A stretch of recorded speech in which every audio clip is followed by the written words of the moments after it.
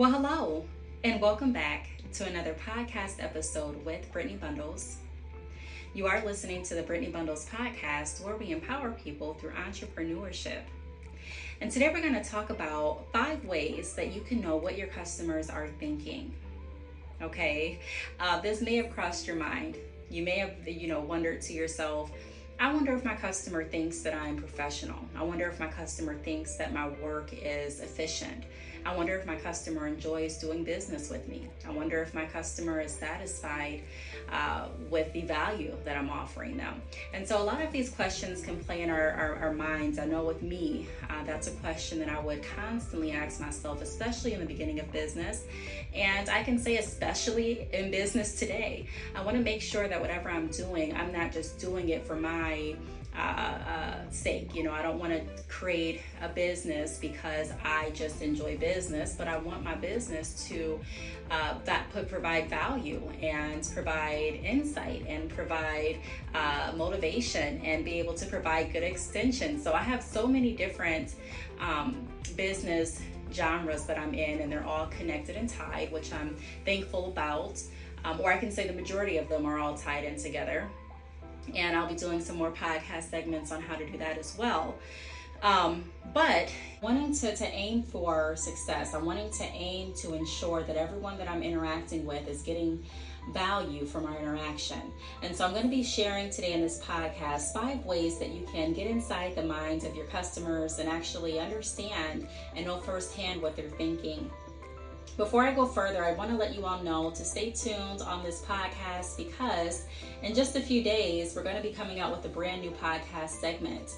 I am going to be going over credit awareness and credit repair, credit building topics right here on the Brittney Bundles podcast. I just launched a new service where I am offering credit repair.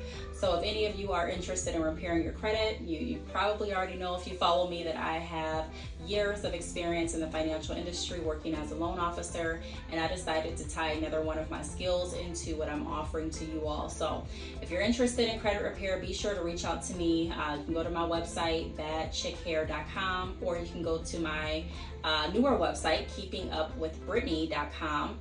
All of the information is there on either website, or you can send me an email at btalks@yahoo.com and put credit repair in the subject, and I'll be happy to give you more information.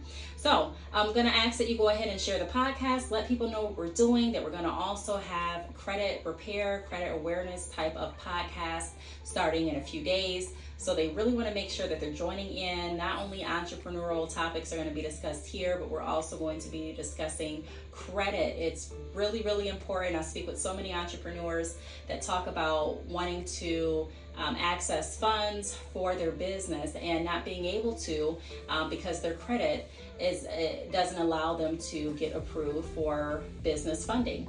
And working in the financial industry, I can go over how your personal credit correlates when you're looking at business loans through some institutions and things like that, but I'm not going to get too far into that on this podcast episode at all. But stay tuned and follow the Instagram, Brittney Bundles _podcast, so that you're aware and you're alerted every time I make a new podcast episode related to credit and also related to entrepreneurship. So go ahead and share the podcast. You can share the podcast with a family member or a friend. You can share the podcast by turning on the podcast when you're riding with someone in the car. You can share it via text message, DM. You can share it via social media, but just go ahead and share the podcast. Let's get the word out. I'll give you a moment to do that, and I'll be back in just a moment.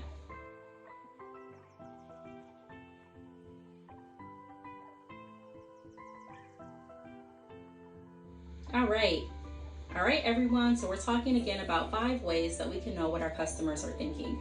And it's important to know what your customers are thinking because it's important to ensure that we are providing the value that we hope to provide. So the first thing that I have, the first tip is ask. You can simply ask your customers how they feel about the service they receive. I remember working in a call center, and in this particular call center, I learned so much about sales, and I took a lot of the information that I learned and I brought it to my business.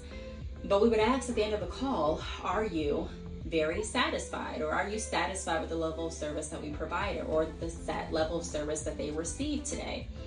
And so people would either say, hey, I'm happy with the service that you provided, but I'm not happy with the overall experience with this company because of this. Or, hey, I'm not really happy with your service because I don't feel like you answered my question thoroughly. Or, hey, I'm very satisfied with your service, but I'm not satisfied with the colleague before you. And people would have their reasons as to why they say what they say, and that would give me an opportunity to figure out if I'm doing everything that I can to ensure that they are very satisfied that I'm handling their entire request. And if they weren't, it gives me some opportunity to cover that ground and to make it right. And so the first tip that I put down again is ask your customers, hey, how did you feel about our interaction today? Hey, how are you feeling about the extensions that you order from me time and time again? Hey, how are you feeling about the service that I provided today? Hey, and sometimes you won't even have to ask. Sometimes people will just volunteer and tell you. But if you're wanting to know, don't just sit back and question and silence, but ask. It's always okay to ask how you're doing. People definitely appreciate that and they respect it. Sometimes we don't ask because we're nervous. Sometimes we don't ask because we're short on time, but I can say something about the nervousness. If you're nervous to ask people how you're doing, challenge yourself to overcome that. The more you do something, the more it becomes easier to do, right? And so for me, it wasn't always easy for me to speak with different people, but I had to challenge myself to constantly speak with different people so that it became easier. And I'm not saying that you're not gonna ever get nervous. I'm human, I get nervous sometimes too, but it's always important to rationalize everything and look at the grand scheme of your goal. If your whole goal is to ensure that you're being efficient with your work, in order to measure that efficiency, what better way to measure than with the people that you're actually providing that service to or the product to? So ask. If you don't want to ask directly in conversation, you can also take a poll. There's a lot of people that put polls on their YouTube channel. They put polls on different social media sites. They ask people to weigh in. So you can always create some type of poll as well. You can email. There are people that email surveys, people that email different,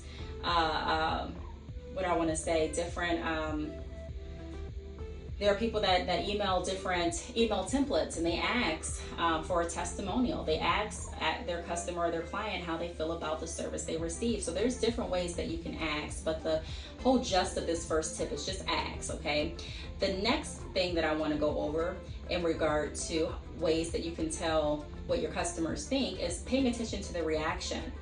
So if someone's constantly coming back to you and purchasing, I'm not saying that you can assume anything, but I would say that, hey, more than likely they're liking what they're purchasing, especially if there are other people in the area that they can go to for a similar service or a similar product, right? A lot of people like to say constantly, well, the hair industry is oversaturated. So if that's the case, and people are constantly, or the same person, is constantly ordering from you, then that speaks volumes. You'll be able to see based on their reaction. How are they when they are doing business with you? Are they repeating customers? And then sometimes no response is a response. There's a customer that I have on the top of my mind that I'm probably going to reach out to later on this week, but we had a scenario that I went over on my YouTube channel. I reached out to her and offered a discount and I didn't hear back, and it's going on, I think, like a month maybe. I'll have to check, but no response can be a response. So if you're not hearing anything from someone, then that could be a sign that, hey, maybe they're not interested anymore. Hey, maybe they didn't like the offer that you gave them, or maybe they're busy, or maybe there's a lot of maybes. And that's why I go back to the first thing that I put down is ask, because if you don't ask, you don't know a lot of times. But looking at people's reactions, also paying attention to how they respond, if they're recurring or if they're not, is also a way that you can gauge how people are feeling, how your customers are feeling about your service and your products. The third thing that I want to go over is referrals. Are your customers referring people to you? I have a lot of different customers that say, hey, I was working with someone and they were looking for certain extensions that I didn't offer. I sell hair too, but I didn't offer these type of extensions, and so I referred them to you. Or, hey, I have customers that were looking for this certain type of texture. I offer the texture, but I'm sold out, so I referred them to you. Or hey, I was in a clubhouse session and someone mentioned consultations and I referred them to you. So are your customers confident enough in your work to refer you to their customers and clients or to their peers? Because if people aren't satisfied with the work that you're doing, a lot of times they're not going to want to refer you, because they're not going to want to make themselves look like they're referring someone that doesn't have any value, or referring someone that's not professional, or referring someone that doesn't have quality products. So ask yourself, are you receiving referrals? Do people feel confident enough to refer you? And also leaving testimonials. I'm going to work on finding another app to have testimonials on my website, because when I first started, I did have an option for testimonials, and I was able to save those testimonials, and a lot of them are still on my website to this day at badchickhair.com.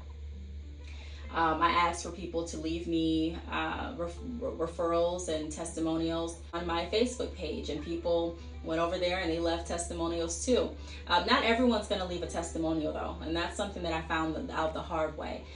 People may love working with you, but that doesn't mean that they're going to want to leave a testimonial about your business. Some people are teachers, and they don't want their students to know where they're purchasing their extensions from, or what they're doing online. Some people have different professions that they don't want other people knowing what they're doing in their spare time, if that makes sense. Like and I say the teacher analogy because I've actually been told that. I don't know exactly all the deep depth ends of why someone wouldn't want, I don't know, but I'm just saying that's something that I've been advised. So, I wouldn't weigh too heavily on the testimonials.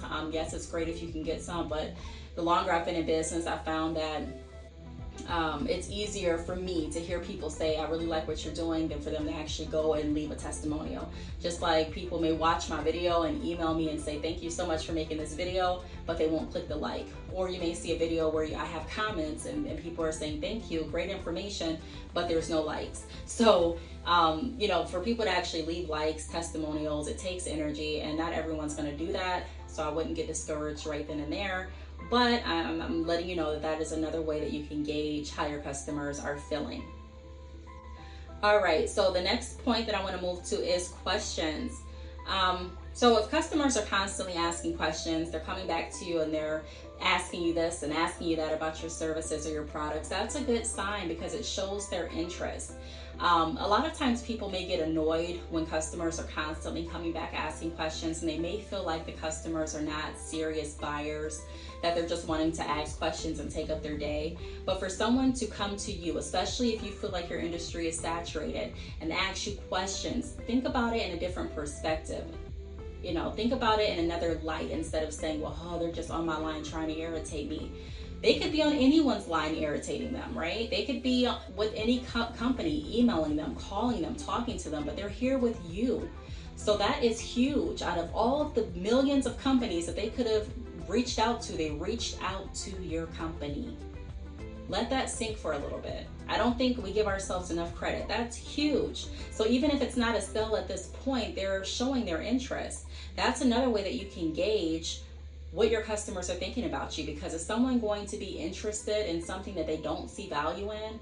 A lot of times, no. Is someone going to be really interested to ask tons of questions about something that they don't like?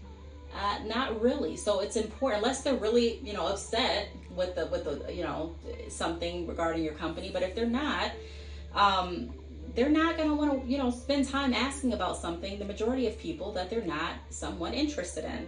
Are they wanting more of your services? Are they asking about discounts? Are they asking about when you're coming out with another product? Are they asking about a sale that you're doing? I had someone that reached out to me last night, and they asked for a discount code for drop shipping, because at the top of my website, it's going to be valid for a few more days, it says, reach out to customer service for your unique discount code for half off drop shipping. And they did that. They reached out through my chat option through badchickhair.com. They asked for a discount code, but they did not purchase last night. Okay, they didn't make their purchase until later on today. So it was a good, 10 hours between the time that they reached out for that discount code and the time they purchased. And if I would have gotten discouraged because I sent out that code last night and I didn't get an order by the time I woke up, or if I would have said something rude to them or said something trying to pressure them into the sale, I could have lost it. So it's important to be able to understand when people are interested versus when they're not. I talk about asking open-ended questions on my YouTube channel very frequently. I talk about gathering information. I talk about using what your customer has advised you to be able to come back with a tailored recommendation for them. You know, based on what you told me, I recommend you going with this texture of hair because of this, right? But even when you're doing that, it's also a skill to be able to understand and discern when someone is interested and when they're not, okay? Because we don't want anyone getting something that they ultimately don't want, because we don't want buyer's remorse. We don't want someone to get something and then not be satisfied, okay? So it's important that we're not just selling, but that we're being intentional with our selling practices, and we're making sure that we're pairing the right product and the right service to the right person. The last thing that I'm going to go over is word of mouth and your reputation. So what type of reputation does your company have? You know, and when I say this, I have to follow up with saying this too. Okay, when I say that, I have to follow up with this. That's what I meant. You can have the best company. You could be the best business owner, but you're going to have someone that doesn't like what you do. You're going to have someone that doesn't like your service. You're going to have someone that doesn't like your product. That's life. There are multi-billion and million-dollar companies, and they do extensive training in customer service, extensive training in the quality of the products that they offer. And there are some people that still don't like what they offer. You're not going to be able to please everyone, because everyone doesn't get appeased by the same thing. You're not going to be able to please everyone because everyone isn't pleased the same way, you know? And so there are going to be some people that don't like what you're doing, that don't like what you offer, and that may not have the best view of your business or you in their book. But that doesn't mean that you take that and you use that as the measure for every customer. If the majority of the people that are working with you are happy with the services that they receive, are happy and willing to tell people and refer people to you, are coming back and being repeat purchasers, that should give you some type of just too, as far as understanding the reputation of your company. If people are happy with what you're doing, and if people are finding value in what you're doing, that should give you some type of understanding with the reputation and how a lot of your customers are feeling toward the services that you offer. Okay, so those are some ways right there that you can tell. You can kind of test to see what your business is doing, how it's impacting people. Are people liking what you're offering or not? A lot of times we rely too heavily on social media. Well, I guess no one likes my business idea because no one's clicking the like button. But again, there's so many people that like in so many different ways. I'm even guilty of watching a video and forgetting to like. I'm guilty of tuning into a channel that I absolutely love, and I forget to click the like button because I'm so wrapped up in what they're saying. Sometimes I'm taking notes. There's one pastor in particular, I pull up my notebook and I try to really get into what he's talking about because he has so much valuable information. And by the time I end up writing, sometimes I fall asleep listening to him. Sometimes I pause and I take care of my children, and I come back and I'm ready to write again. And because I'm doing so much trying to get all this information that this pastor is talking about, or because I'm spending so much time writing and focusing on his message, I forget to like the video. And sometimes I remember and I click the like, but there are some times that I completely forget. So I'm letting you all know from the opposite end too. There are people that like what you're doing that forget to like the like button. Some people do, some people don't. But those are some ways. Again, we went over. If you're wondering what your customers are thinking about you, take a poll, ask them in person, ask them via email, ask them over the phone, ask them via text message, ask them how they are liking your level of service, how they're liking your program, how they're liking your ebook, your extensions, whatever it is you're offering. Look at their reaction. Are they reoccurring? Are they coming back? Are they happy to work with you? Or are they not responding anymore? Figure out what their response means, because everyone reacts in a different way, and everyone's reaction doesn't mean the same thing. The next thing we went over was referrals. Are they referring other people to you? Are you someone that they're confident with letting other people know that they've worked with you? Are they comfortable leaving testimonials? The next thing we touched on is questions. Are they asking you questions? That shows interest. Are they wanting more of your services? And then the last thing is word of mouth and your reputation. What type of reputation does your business hold overall? So those are some ways that you can gauge what your customers are thinking about your business. I really hope that you took something from this episode. Like I say in every podcast, or I try to say in every podcast, I don't want the conversation to end. If you would like to be a guest on the Brittney Bundles podcast, please email me at that's B as in Brittney, btalks, TALKS at yahoo.com. Also, please follow me on social media. I am on Instagram at Brittney_bundles. That is Brittney, BRITTNEY _bundles, BUNDLES. I'm on Facebook, Brittney Bundles, Twitter, Brittney Bundles, and YouTube, Brittney Bundles. And so don't forget to check out my new credit repair services. That is on my website, keepingupwithbrittney.com, or you can email btalks, TALKS at yahoo.com. Put credit repair in the subject line, and I will send you information via email. Also, be sure to let your friends know that we're going to be coming to this podcast with credit awareness and building topics. So stay tuned for that as well. I want to thank you all for tuning in, and I will talk to you all in the next podcast episode.